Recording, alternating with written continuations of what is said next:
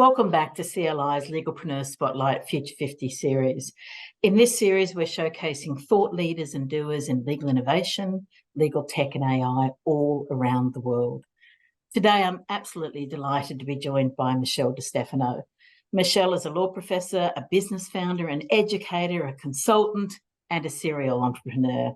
She's been building the foundations and paving the road for legal ecosystem transformation for many years. So it's kind of hard to choose what to chat about. There are so many amazing projects.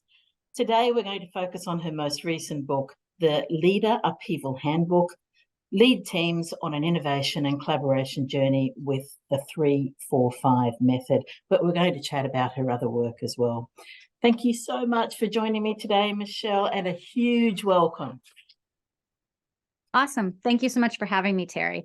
A serial entrepreneur, that sounds scary. Do you like that one? We'll get into that. Okay. It's a good one, isn't it? Speaking of which, I'd love you just to tell us a little bit about your journey. You know, what brought you to this focus on legal industry transformation?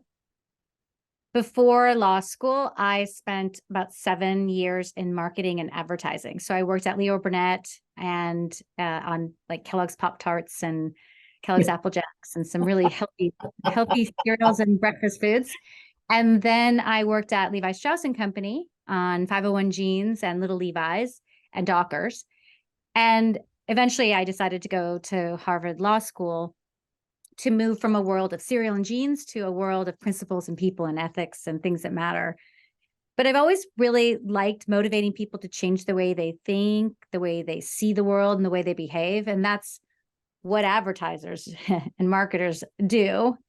And so I think I had that perspective coming in, and I was frustrated with law school, to be honest. I was frustrated with a lot of things about law school. And if you Google or Bing, cool ideas that come out of frustrations, there are so many. So my journey on innovating in the legal marketplace and innovating how we train both aspiring lawyers, law school students, and practicing lawyers really came from the frustration that law schools hadn't really changed the way they were teaching or what they were teaching, and were filled with walls, right? The schools and the practice of law, hierarchies, differences between schools of different rank, walls between law and business, walls between lawyers and law school students, walls between academics and law school students. And I wanted to break down those barriers. And I also really believed in my education in marketing and advertising, and believed that there are other skill sets other than what most traditional law schools teach law school students that needed to be focused on. Yeah, fabulous background. And I'm sure that focus on walls had a little bit to do with Law Without Walls as well. Tell us a little bit about that. Yes, right. So Law Without Walls is called that because the goal is to break down all of those walls and to teach both lawyers that are practicing and aspiring lawyers via design thinking methods how to collaborate, how to problem find, how to problem solve, how to empathize with people going through a problem, bring a story to life, create a solution, a prototype, a business plan, and then present it succinctly. Yeah, fantastic. And I know you're a prof at the University of Miami, but it must be nice to kind of retain a connection, which I know you have with Harvard as well, right? Yeah, well, Harvard, the people there, they're like my home, right? Because that's where I went to law school, but also I was fortunate enough on my very first day to also start with Professor Ashish Nanda, and I reported to David Wilkins. And so I got to be part of the Harvard Law School's executive education program from day one, from its start, because it hadn't been developed yet. So that I've been able to stay involved in that program and teach in that program, and that's been fantastic. And then I visited there for a full year in 2017, and then I'm visiting again for the winter term. So that's exciting to be back there for even longer than a couple. Usually I'm there a couple times a semester, and I program chair innovation and transforming client relationships program there, but I'm excited to be there in the winter. Now, most people would not say that. Okay. I get it. January in Cambridge is not that nice, but it is for a Miamian. I'll take gray and cold for 4 weeks any day. but then I get to Yeah. come back home.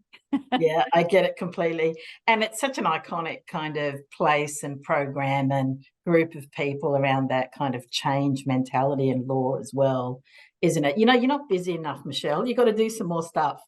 Yes. I keep being told that by my family. Mom, why don't you do more? I wanted to get into the word upheaval because it appears often in the title of your books, and there are multiple books as well that you've written. So I guess the starting point with that is, you know, what does upheaval mean to you in the context of the legal industry and change? So a couple things. When I wrote my first book, Legal Upheaval, it was really about what are all the changes that are transforming the way lawyers work, what the expectations are of us. And I think the upheaval in the last 10 years has not only been from innovation in lots of marketplaces, including our own, but also from clients expecting us to provide expert legal services and advice in a different way. Mm. And when, and that's causing upheaval because not all lawyers know how to do things differently than they currently do them. And in fact, so many lawyers are successful that they do the same thing over and over in the same way. And yet clients want us to be more client centric, which you might call it customer centricity, client centricity. And they want us to transform how we deliver our services. Like you think about it, lawyers are experts, right? And there is this little I think, almost paternalistic expert mentality. You come to us and we provide you the expert advice.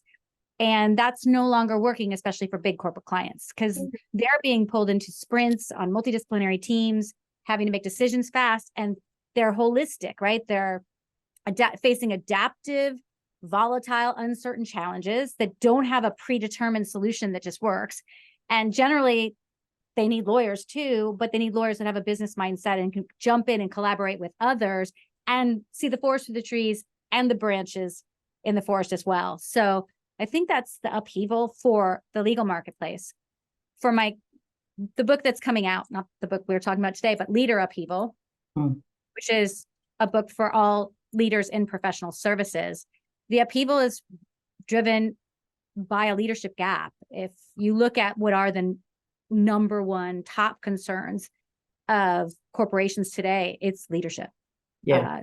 It's who's on the bench. The bench isn't full and the training's not there. And this is across professional services of all types, not just law, but if you look into, the consultancies or insurance or banking or, you name it. And that's a gap. And there's a lot of upheaval, as you know, ChatGPT, technology, AI, digital transformation, which I've just recently written an article about with Bjarne Tellman, who's the general counsel of Halion, the spinoff of GSK. And I think those forces are, so AI, technology, digital transformation, the focus on ESG and diversity, equity, inclusion is really causing a lot of upheaval for companies of all sizes and for leaders across professional services. That was too long-winded. Sorry about that. No, it was perfect and a great segue into the next question that I wanted to ask you. And based on what you just said about those factors, do you think that at the moment we're in a state of unprecedented upheaval? I mean, there's been a lot, but it is almost like that perfect storm of things coming together in terms of that upheaval at the moment. And of course, the catalyst, as you quite rightly mentioned, of recent times anyway, has been Gen AI. Is it different right now than it's ever been before? I think yes. I think it's different right now than it was when I wrote my first book. When I wrote my first book, everyone was like, oh, the sky is falling. And Richard Susskind, friend, colleague of mine, he had that great book, End of Lawyers, ? But it was maybe too soon for such a great title. I think that title will really resonate now. I think people are worried. I think, though, it's hard to create. I like to say, you can't manufacture a burning boat. Yeah. And although there will be a lot of changes in how lawyers work and AI will help them work better, the boat isn't on fire yet. I don't think, because I think we still need lawyers. But we're at that point now where things are drastically changing, and the law firms, especially, and corporate legal departments that, and solo lawyers, anybody that can actually harness generative AI to make them better lawyers, more creative, more efficient in a way that's protective of clients, right? Can't, and keeping with the ethics, I think they're going to just skyrocket.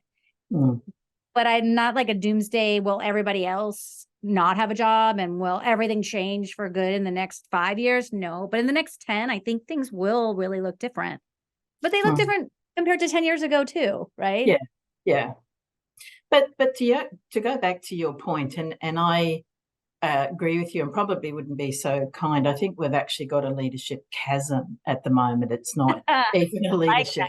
Can I say that? Absolutely, you're welcome to it. But I really think that we've got to find that leadership, and we've really got to do it quite urgently. How do you think we're going to do that? Like, will these people just bubble up, if you like, as they have in the past, or do we need a really definitive focus on trying to get folks up to speed quickly at this point? Well, it's why I wrote the book that's going to be out in the next 5 weeks. That's Leader Upheaval, for which the handbook goes with, right? So I had buy the book. Buy the book is the first thing. I have another rendition of this in a different color. Still deciding. Love to hear your thoughts, yellow or red. And then this book goes with it. But I wrote this book because it's dedicated to trying to teach leaders how to be better leaders and how to create a climate and the right processes and the right permissions to engage this new generation of digital natives, and to make sure that the atmosphere is safe and inclusive and still innovate and get things done. And this is based on, I've led over 235 multidisciplinary teams with lawyers on them, business professionals, law and business school students, on a 4-month innovation journey over the past decade. I ran an internal program for Microsoft for 5 years, running a program right now with innovation journeys with 9 teams at DXC Technology, and then Law Without Walls. And I won't brag and say, oh, I know so much. I'll tell you, I learned a lot of that I didn't know, and I learned through making mistakes. And so my book basically is pulling together all the things I learned about leading those teams, learn the hard way, right? So I agree. I think we need to move fast. And I think that people recognize that. For example, Harvard Law School's exec ed program, it's back. It's filled up. People are taking those leadership courses and taking them seriously. And our classroom is packed, way more packed even than I think before the pandemic, because I think firms and corporations recognize that law school certainly didn't train the lawyers on how to be leaders. And frankly, law firms, they're not in the job of training lawyers how to be leaders. You basically are an associate, and then eventually you have some people that are more junior to you, and then you're a junior partner, and you got to be on committees and lead things and collaborate in a way you never had before, and build a book of business all at the same time. And there's not a lot of time, and they bill by time, at least the law firm lawyers do. So I think that there is recognition out there, and I would agree with you. It's now. We need to do it now, and more law schools. I mean, Deborah Rohde, my dear colleague and friend who passed away a couple years ago, she was probably the first to really talk about the importance of teaching leadership at law schools and to lawyers and aspiring lawyers. Yeah, absolutely. I wanted to drill down into one aspect of that a little bit more, if I may, and that's the lawyer mindset. And it comes up a lot in the work that we do, and I know it comes up a lot in the work that you do and the thinking that you do around this. But it seems that we're in fairly desperate need of a different lawyer mindset. And for us, we hear that coming up a lot as that mindset being the major obstacle for change. And so I'm kind of wondering, particularly as we now layer in the new tech and AI aspect to this, is how do you see, or what do you see needs to change in, let me call it, the traditional lawyer mindset versus the mindset that we need now in the world, the lawyer world and the legal world in which we live now? Well, I would say that as much as we need to change, we also need to stay the same. Okay. And what I mean by that is there are the lawyer mindset, right? We're great at complex problem solving. We're a little more introverted, which doesn't mean we can't dance and sing at a party. It means we rejuvenate behind closed doors, right? And do our best work sometimes solo. And our attention to detail and our risk aversion, that mindset makes us really good at our jobs. Mm-hmm. And so it's important, I think, when we talk about what needs to change, we also remember what also needs to stay the same. Great So point. what we're asking lawyers to do is, yeah, keep that and then add. Mm-hmm. And that's not usually how change works. Usually you're figuring out what's not working and getting rid of it and moving to something new. And what I think is we got to keep some of what we have and some of that mindset, but we got to tap into it at the right times, not all the time. And we don't need to share everything, right?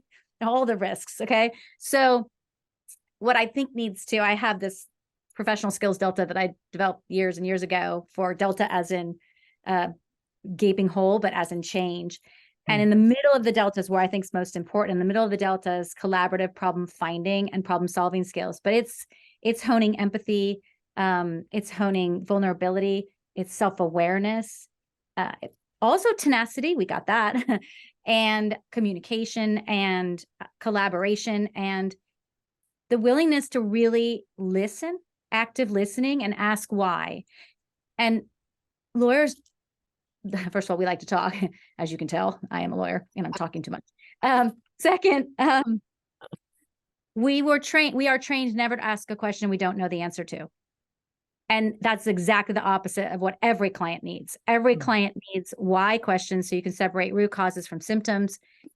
And all of our clients need us to take a more human-centered approach to problem solving. And that is really grounded in design thinking. That's what innovators do. It's my mantra. I think everyone should hone that mindset and skill set of an innovator, even if their business model is not broken, because that mindset and skill set maps to adaptive leadership and makes us so much nicer to be around. Yeah. Not more talented. So yeah, but how do you grow those things? That's really hard. But it also helps us, doesn't it, with the agility aspect that you spoke with, but also just the reality of the world that we're living in at the moment. It is dynamic, it is uncertain, it is volatile, and we do have to kind of be really focused on what we would have called continuous change all the time, right? And that part of it, to me, lay it in with experimentation, because you've got to try stuff and it's not all going to work, is kind of one of the big kind of changes that we're looking at as well, isn't it?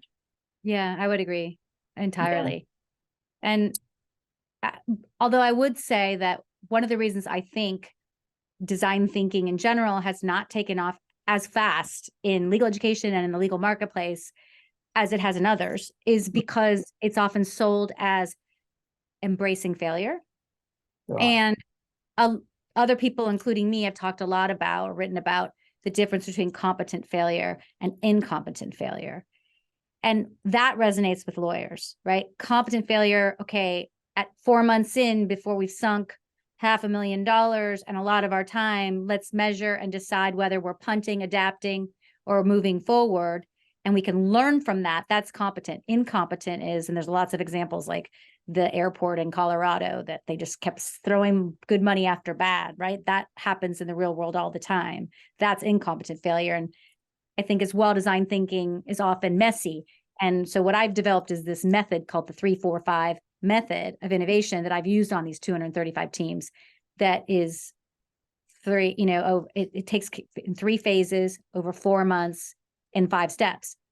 So the handbook that I just wrote is actually describing the method. So this book is for people the handbook is for anybody that really wants to facilitate a journey. You're a professor, you're going to teach design thinking, buy the handbook. You're head of operations or head of innovation at a law firm, and you want to take some teams on an innovation journey, have them work, or at a legal department, have them working on how they can maximize use of generative AI in certain areas of contract negotiations or management or data, whatever, the handbook, right? It's filled with exercises and week by week instructions on how to do what I have done so many times. Mm-hmm. So that's why I wrote this book, because I feel like especially professional services of all kinds, but I had it upside down. Most people can read upside down, right? I thought it was because I'm in Australia, so you were doing the down under version for me. So yeah. That's brilliant. I wish I had thought of that. Oh, thank you for saving me, Terry. I just wanted to get this out there, right? So other people can do it, so that it's embraced by more people and professors and any leaders at professional services that want to try to create the change. Because I think when you go on an innovation journey like that, you develop the new skills. You can't just learn them in a classroom. Yeah. It's almost in a way like a blueprint for experimentation, isn't it? Yes. And you've got a step by step. So it gives a comfort level around that as well, which is brilliant, actually. So thank you for writing it. Are you sure you can't be my PR agent? I'm working on it.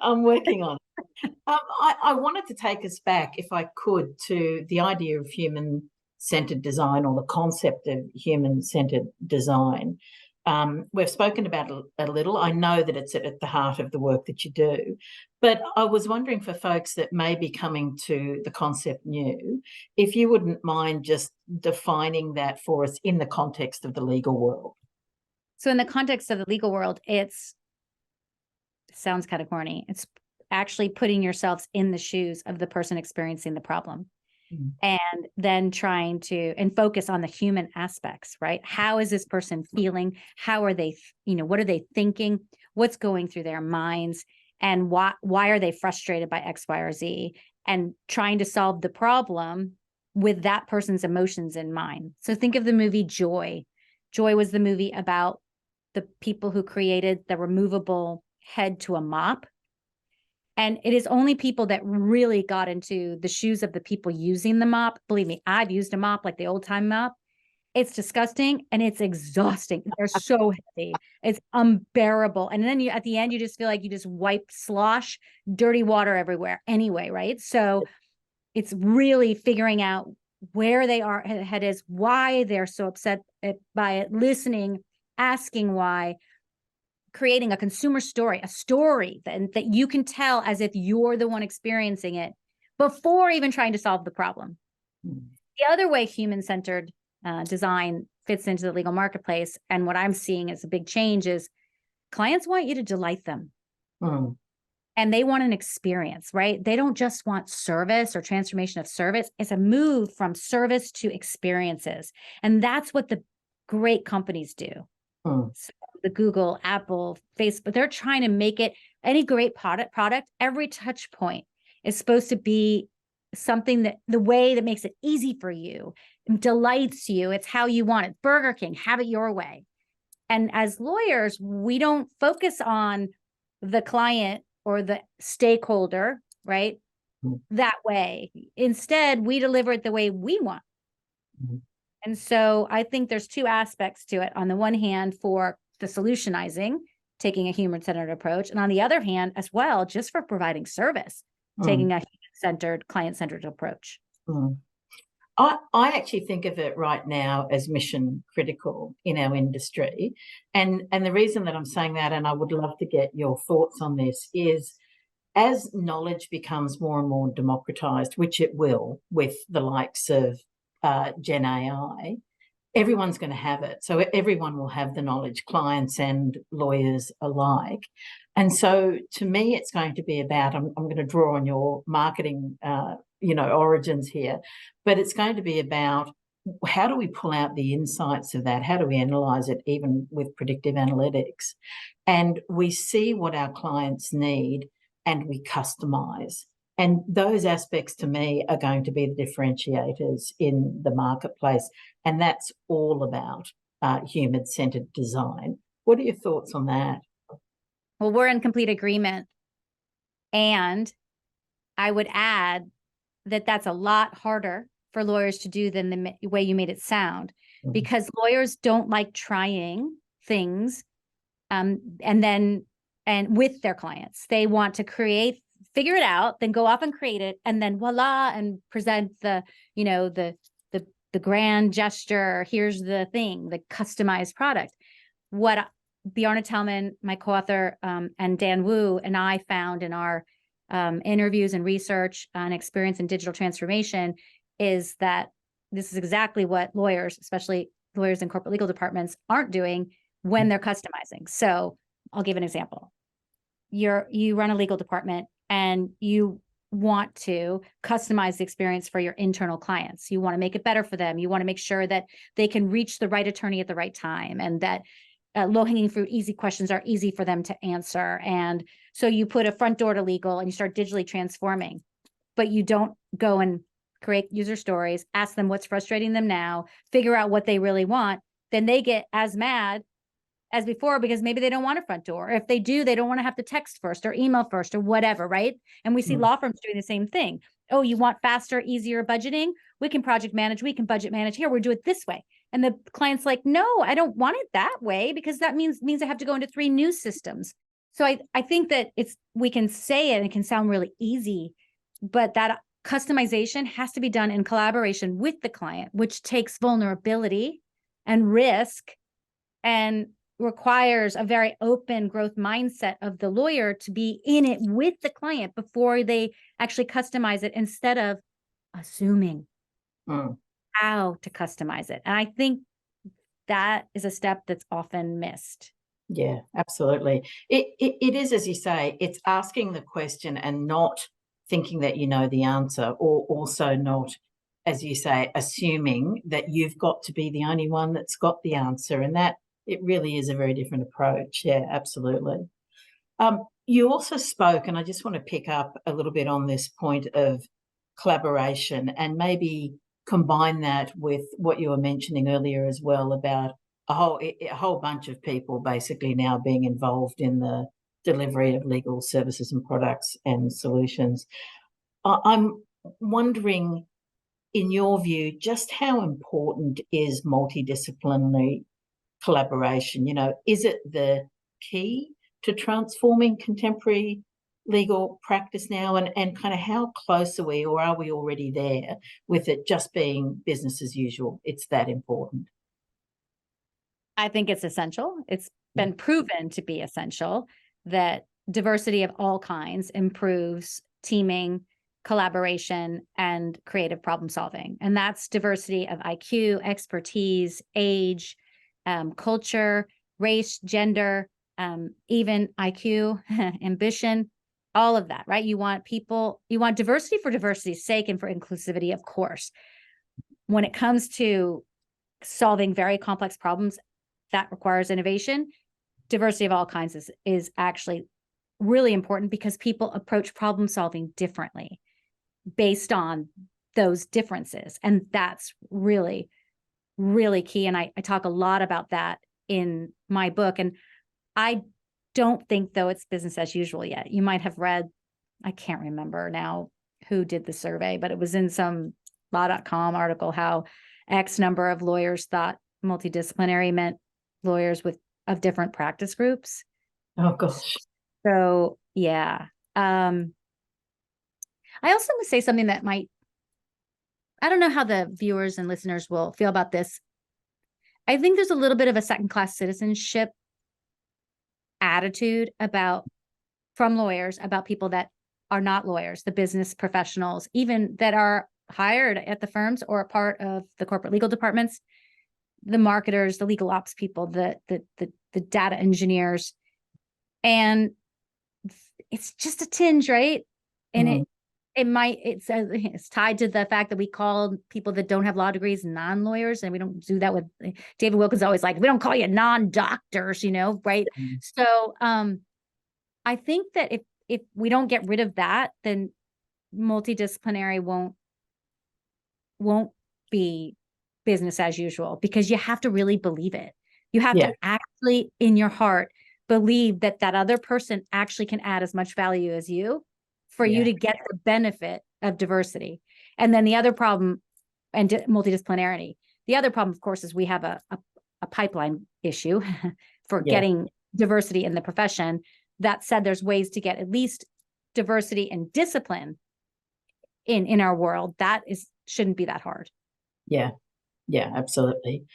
You know, Michele, I often say that if you don't believe that all of these amazing, talented specialists are not necessarily or part of the business of law, then send them all home. Send them all home today and see how you go in terms of getting things done. But I think for me, there's a couple of things, a couple of red flags in a way that you can see about how this plays out in a law firm particularly. But to me, it's looking at the website.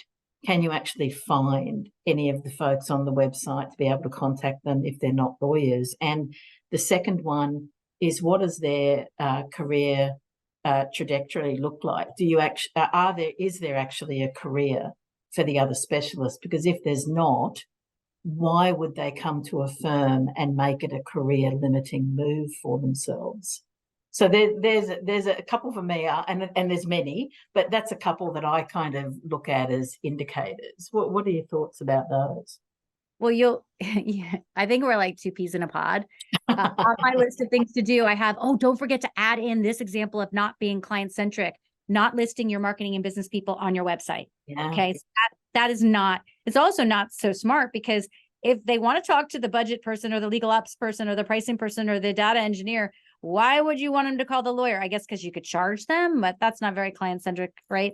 Yeah. So I wholeheartedly agree with you. And I guess what I'd like to say about the idea about careers, I agree.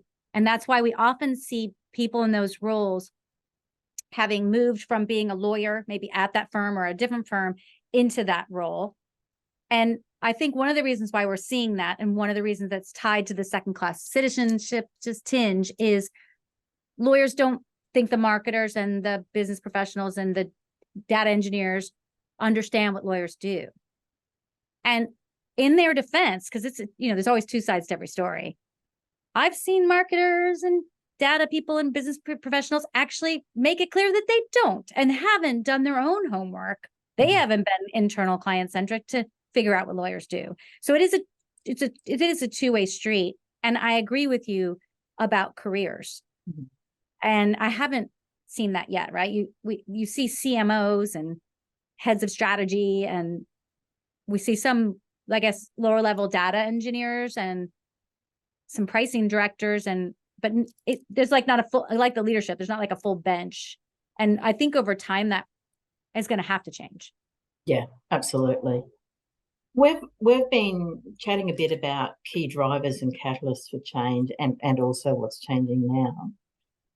Have we also been defining a new legal industry culture, or is it something more than that, or something different? And I know this is, again, a central part of your work. Why is culture important? Oh, that was a packed question. I know. So putting it, I'll take them in order. I think culture is changing, especially in corporate legal departments. So the way I see it's like trickle down. So the internal business clients of the legal department are pushing legal departments to have a different type of culture, one where they even have branding and taglines, and one that's inclusive and engaging the digital natives and trying to figure out the talents on the team and structure tasks by talents, and really looking at how do we make sure we keep people engaged and learning and have mental health. And, they're being pushed to do that, and they are doing it. And as a result, they're trying to push the law firms to do it. And I think law firms are trying. Yet the ones that are still in the same old model with the pyramid, it's really hard. Like, how do you change culture if there's a partner who's acrimonious and creating a really negative atmosphere, which of course is called like the bad apple theory, which when I was writing my latest book, I did a ton of research on, because in my team's experience in Law Without Walls and DXC and Microsoft, I always find that it's one bad apple on a team that'll ruin the whole team. And all this research actually supports that, and how the team actually will try to ostracize that person, or first they'll try to unfold. They have all these different tactics, right, that they'll do. And one thing I like to say, and other people say too, is the person's fault is the leader. Hmm. And because leaders got to remove the bad apple. Well, in a law firm, that's sometimes near impossible. Hmm. Well, I would say that the leads, the managing partners, the people running the firms are thinking about this. They're trying to figure out how, maybe you give them a give the acrimonious person a pet project, keep them away from the digital natives while you help establish the culture. So I think it's happening slowly. And why does culture matter? Well, first of all, culture matters because it's a mental health, big deal with mental health. It makes us happy. It makes us more engaged. Now, every culture doesn't have to be exactly the same, of course, but culture ties people together. Hmm. Culture, it's like branding, right?